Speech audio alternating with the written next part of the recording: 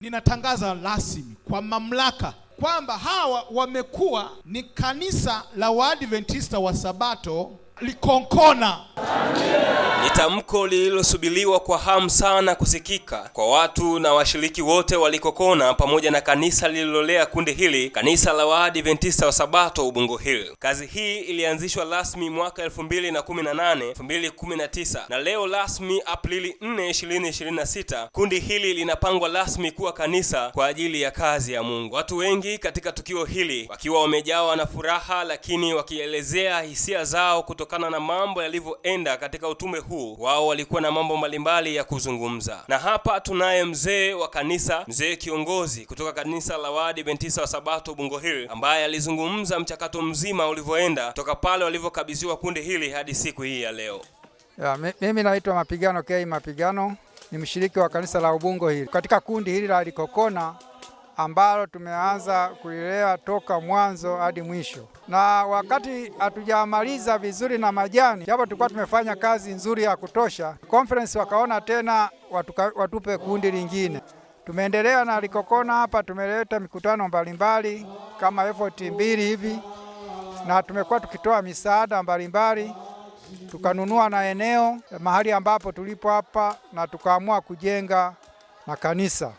Tarehe 4 mwezi wa 4 limefikia kiwango cha kutengwa kuwa kanisa kabisa. Tumelijenga kwa nguvu zote za washiriki wa kanisa la Waadventista wa Sabato Ubungo Hili.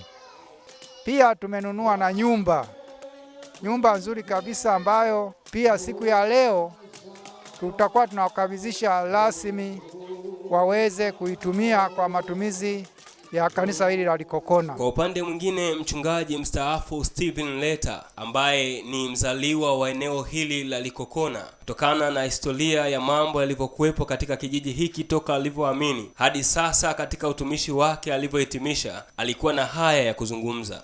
Jina langu naitwa mchungaji Stephen Leta, niko hapa Likokona leo hii tarehe 4 mwezi wa 4 2026. Likokona ambayo ilikuwa kundi imetengwa na kuwa kanisa.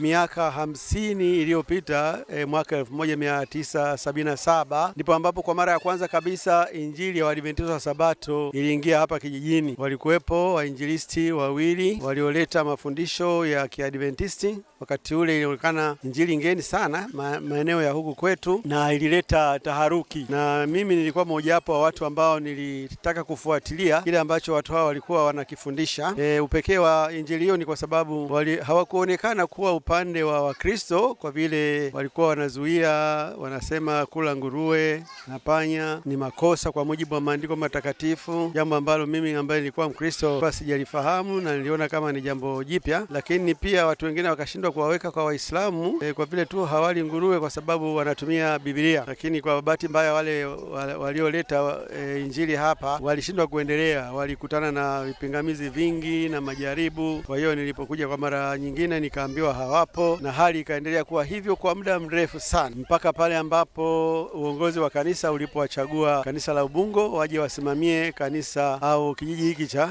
Likokona. Wao walifanya makubwa sana, walifanya uwekezaji, walinunua eneo, walijenga jengo, walijenga choo, walimlipia mwinjilisti, na kutokana na hizo jitihada zao idadi ya washiriki imeongezeka mpaka leo imefikia mahali ambapo wanatengwa kuwa kanisa kamili. Ikiwa ni mwendelezo wa kukutana na watu ambao wamefanya kazi kubwa sana hadi kufikia tukio hili la leo, tukio la kutenga kanisa. Hapa pembeni yangu sasa hivi ninaye injinia ambaye alihusika katika ujenzi kuanzia mwanzo katika kukata vichaka lakini hadi jengo kusimama kabisa. Anaitwa injinia Emmanuel Mchomvu. Sasa nikukaribishe uweze kujifunza na kujua mambo machache ambayo yalivyoenda. Kwanza kabisa, injinia, unajisikiaje kuwa miongoni mwa watu ambao wametengeneza historia kubwa katika jengo hili na katika kundi hili ambalo linatengwa leo kwa kanisa? Najisikia furaha kubwa sana kuwa miongoni mwa walioshiriki kuja kwenye huduma ya leo ya kushuhudia utangazaji wa kanisa hili.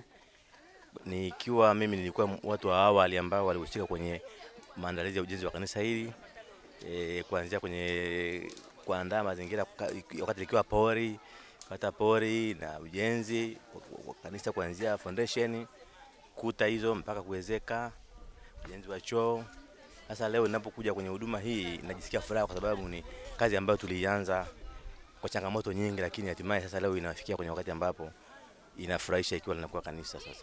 Labda kwa mtu ambaye leo hii akitazama anaweza kaona ni majengo, lakini anaweza kaona maeneo yamekuwa mazuri. Wewe ambao ulishuhudia kipindi tunaanza huu ujenzi, unaweza kusemaje hali ilikuwaje hasa na hali ya ujenzi kwa ufupi, changamoto ambazo mlizipitia, unaweza katuambia kwa ufupi hapo? Ni wakati nimeanza ujenzi niliambiwa na kuna watu walifuata wakaniambia kwamba hatutaji kuwa na makanisa huku. Nikamwambia bwana, wewe utakufa. Hilo ni jambo ambalo lilinitisha, niambia utakufa. Wenzako wanakuja kujenga makanisa huko wanakufa. Mimi nikamwambia bwana, mimi hii kazi sio yangu. Hii kazi nimetumwa na mwenyewe. Na kwa sababu mwenyewe amenituma kazi, mimi sina hofu na hiyo kazi. Tulifanya kazi. Kazi ilikuwa ni ngumu. Kuna wakati mnafanya kazi na wasaidizi, akifanya kazi leo kesho harudi. Anakuambia bwana, nimeambiwa kufanya kazi ya kujenga kanisa ni dhambi. Kazi ilikuwa ni ngumu. Wakati mwingine hata tu mtu akusaidia kuchota maji unakosa.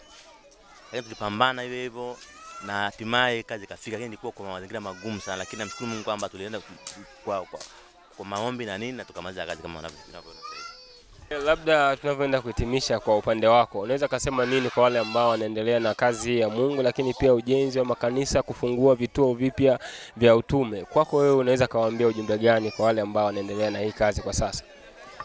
Kwa kweli nataka kuwatia moyo kwamba wasichoke kufanya kazi ya Mungu, kupambana, na kama sasa hivi jengo linafurahisha, ukiliangalia lilipofikia inatia moyo, hasa kwa huku kusini ambako bado injili haijaamka vizuri. Tunaendelea kuwatia moyo kwamba ndio kupambana na tunaendelea yaani kuwa na utayari wa kujitoa kwa ajili ya kazi ya Mungu. Basi ni Engineer Emmanuel Mchomvu ambaye ametuambia jinsi ambavyo walikuta kichaka kabisa, lakini zaidi ya yote hali ngumu. Unafika wafanyakazi unawakosa kwa sababu eneo hili wengi ni Waislamu, lakini zaidi ya yote unaweza kufika wakati mwingine unakutana na hizi changamoto zingine za matilio na vitu vingine, lakini kwa neema ya Mungu waliweza kuvishinda. Lakini pia miongoni mwa watu ambao walikuwa nafanya ibada katika jengo hili kabla hata ya washiriki wengine kupatikana, huyu naye alikuwa na ya kuzungumza kutokana na ni jambo la kumshukuru Mungu, maana kanisa hili Mungu ameweza kulitoa mbali. Sababu tangu lilivyojengwa, mwanzo lilijengwa 2021 hapakuwa na mtu wa kuabudu. Lakini mnamo mwaka 2022 ndipo tulianza kuabudu katika jengo hili au katika kanisa hili la Likokona. Wakati tunaabudu tulikuwa ni familia yangu ambayo ni ya Mzee Mageshi pamoja na mama bibie Ismaili. Tuliabudu vivyo hivyo, lakini kushukuru Mungu, wana Ubungo kadri ya uwezo ambao Mwenyezi Mungu aliweza kuwashukia na Roho Mtakatifu pia waliweza kufanya jambo. 2023 waliweza kuleta mahubiri na ndipo chanzo cha kundi halisi kuweza kusimikwa. Na hivyo kwa siku ya leo ni jambo jema na la kumshangilia Mungu, maana kanisa limesimikwa rasmi. Bwana apewe sifa. Lakini pia mchungaji wa mtaa wa kanisa hili jipya la Likokona, mchungaji Bernard Masatu, ambaye ndiye mchungaji wa mtaa huu, alikuwa na haya ya kuzungumza. Majina naitwa Bernard Masatu, ni mchungaji wa kanisa hili la Likokona na mtaa mzima wa Nanyumbu. Nimefurahi kwa tukio la leo ambalo kimsingi limebariki na kugusa hisia za wengi. Na miongoni mwa wengi waliofurahi ni mimi, kwa sababu ni matamanio yetu ya muda mrefu tuliokuwa tumeyatamani, na kuona yamefika hitimisho kama hivi, tunafurahi na kumtukuza Mungu. Nipende tu kuwashukuru wote waliohusika na tukio hili, wale ambao wamegusa mifuko yao, wakigusa muda wao na wakajitoa wao wenyewe kwa ajili ya hili. Kwa kweli tunamtukuza Mungu kwa ajili yao. Mungu awabariki. Mungu awaangazie nuru ya uso wake na Mungu asiwapungukie. Kwa kweli tumefurahi na jina la Bwana litukuzwe sana. Katika tukio hili kubwa la kupangwa kwa kanisa la Likokona, mchungaji na katibu wa Southern Corridor Trial Field, ambaye pia ndiye mkurugenzi wa huduma binafsi na shule ya Sabato, mchungaji Bahati Mlozi, yeye alikuwa na haya ya kuzungumza katika tukio hili. Kwa jina ninaitwa mchungaji Bahati Mlozi, mchungaji wa kanisa la Waadventista wa Sabato katika jimbo la Southern Corridor Trial Field au ukanda wa kusini mwa Tanzania, nikiwa ndio katibu wa jimbo hili, lakini pia mkurugenzi wa huduma binafsi na shule ya Sabato. Siku ya leo kumekuwa na tukio la pekee sana, tukio la kulitenga kundi kuwa kanisa. Imekuwa ni furaha sana siku ya leo, kundi la Likonkona tumelitenga kuwa kanisa, na kiukweli hao watu ambao siku ya leo wametengwa kuwa kanisa rasmi wamefurahi sana sana kupokea hili swala, na wamesema kwamba wako tayari kuhakikisha kwamba kwa ushirikiano na umoja kusogeza kazi mbele katika eneo la Likonkona. Lakini pia jambo la pili nilichokishangaa, kitu kizuri zaidi, ni kanisa la Ubungo hili ambao kwa muda wote, kwa miaka kadhaa, wamekuwa pamoja na kundi hili wakililea na kulitia moyo, lakini hatima yote na wenyewe wameamua kuja kushuhudia upangwaji wa kanisa hili. Kwa niaba ya mwenyekiti wa jimbo la Southern Corridor Trial Field, mwenyekiti wetu wa jimbo Pastor Msafiri Mtenzi, tunawashukuru sana kanisa la Ubungo hili kwa umoja wote waliouonesha, na hivyo tuseme tu kwamba uongozi kwa ujumla, wazee wa kanisa la Ubungo hili, mchungaji wa mtaa, kwa namna ambavyo wameshirikiana na kundi hili hadi leo kuwa kanisa, ni jambo ambalo kwa kweli tunawashukuru sana. Tunasema Mungu awabariki sana.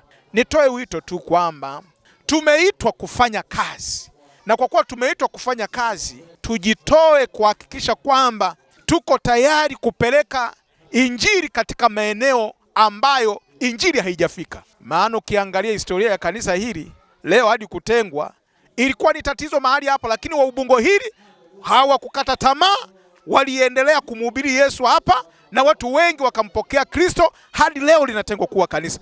Hivyo ninawaitisha wito kwamba tunapoitwa kufanya kazi, tujitoe kufanya kazi. Mungu awabariki sana, na Mungu aendelee kuwa pamoja nasi kwa umoja wetu kuisukuma kazi hadi Yesu arudipo. Mungu awabariki. Kutoka katika eneo ambalo lilikuwa ni giza nene hadi sehemu ambayo jina la Bwana linatukuzwa. Lakini zaidi ya yote, kila mmoja ameshuhudia kazi hii kubwa ambayo Mungu ameitenda kupitia watu ambao wanaishi katika eneo hili la Likokona na kupitia kanisa lezi la Ubungo Hill. Mungu anazidi kuwaita wote wazidi kufanya kazi yake, na baada ya kuitimiza, hakika ujira mkononi kwa wote waitimizao kazi yake. Tunaitwa shambani na Bwana sio muda mrefu atarejea.